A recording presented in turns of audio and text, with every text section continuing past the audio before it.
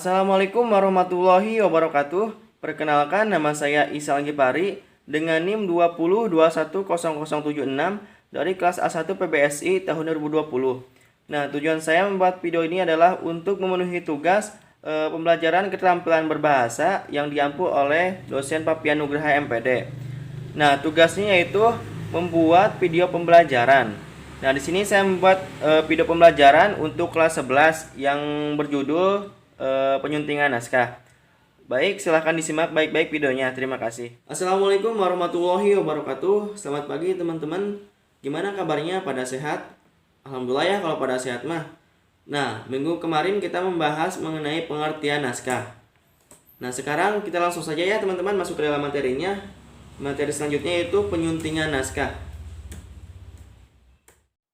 Baik teman-teman, kita langsung saja masuk ke dalam materinya mengenai penyuntingan naskah.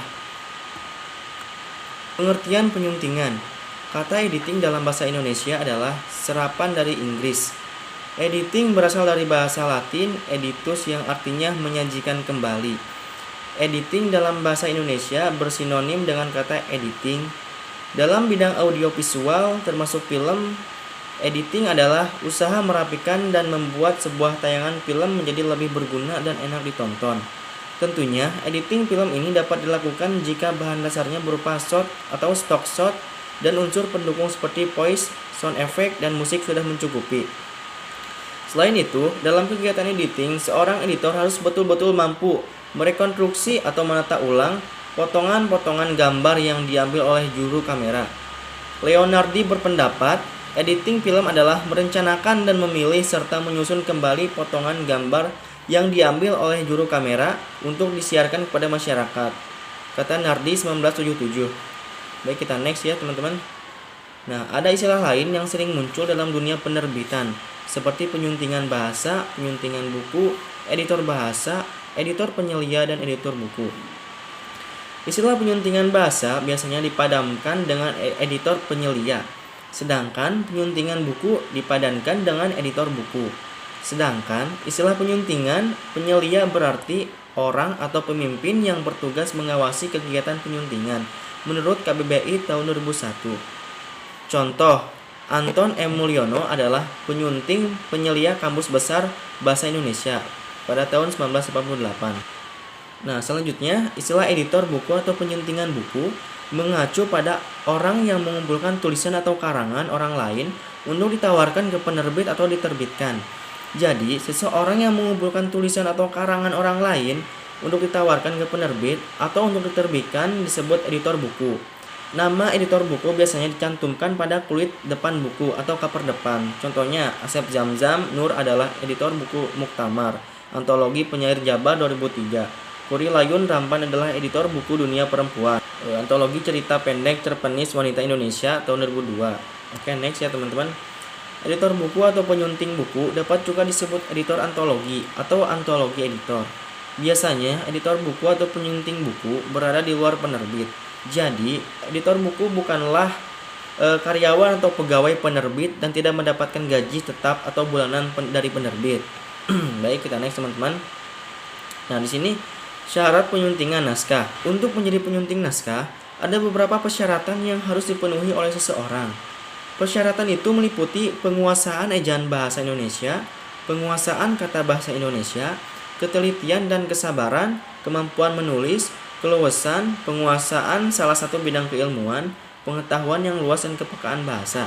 Yaitu ada beberapa macam syarat penyuntingan naskah, yaitu yang pertama menguasai ejaan, menguasai tata bahasa, bersahabat dengan kamus, memiliki kepekaan bahasa, memiliki pengetahuan luas, memiliki ketelitian dan kesabaran, memiliki kepekaan terhadap sara dan pornografi, memiliki keluasan, memiliki kemampuan menulis, kita next, menguasai bidang tertentu, menguasai bahasa asing, memahami kode etik penyuntingan naskah. Nah, yang berikutnya beberapa kode etik penyuntingan naskah yang ada dalam buku ini, yaitu yang pertama, editor wajib mencari informasi mengenai penulis naskah. Yang kedua itu editor bukanlah penulis naskah. Yang ketiga itu wajib menghormati gaya penulis naskah. Yang selanjutnya wajib merahasiakan informasi yang terdapat dalam naskah yang disuntingnya. Yang selanjutnya itu wajib mengonsultasikan hal-hal yang mungkin akan diubahnya dalam naskah. Yang selanjutnya tidak boleh menghilangkan naskah yang akan, sedang, atau telah ditulisnya. Kita next. Nah, selanjutnya beberapa hal yang perlu diperhatikan dalam penyuntingan, yaitu yang pertama, penyuntingan isi atau content editing yang sering disebut dengan developmental, substantive, or structural editing, revising, rewriting. Yaitu yang pertama, merevisi atau memindahkan seluruh paragraf atau kalimat, menambahkan material terbaru untuk mengurangi perbedaan dan menghapus material asli yang tidak dianggap tidak bermanfaat. Yang terakhir adalah mengorganisir dan menstrukturisasi isi untuk meningkatkan aliran dan kejelasan bahasa. Dan yang kedua itu penataan salinan atau copy editing, yang sering disebut dengan line, mechanical, or stylistic editing. Yaitu yang pertama, memeriksa ejaan, tata bahasa, tanda baca, dan mekanisme. Yang kedua itu memeriksa apakah isi sudah mengikuti ketepatan gaya bahasa atau bagian gaya internal. Yang ketiga yaitu membuktikan fakta dan menjamin ketepatan atau konsistensi bentuk. Yang keempat itu mengklarifikasi makna dan meningkatkan keterbacaan dengan mengubah pilihan kata dan struktur kalimat. Oke, kita next ya teman-teman. Nah, yang terakhir itu koreksi cetakan percobaan atau proofreading. Yaitu yang pertama, membaca sampai selesai naskah kopi untuk mengecek kesalahan. Yang terakhir yaitu memastikan semua perubahan telah tercantum di dalamnya dan tidak ada kesalahan yang tertinggal selama proses penyuntingan. Baik, untuk kesimpulannya, yaitu definisi penyuntingan adalah proses atau cara perbuatan menyunting atau sunting menyunting.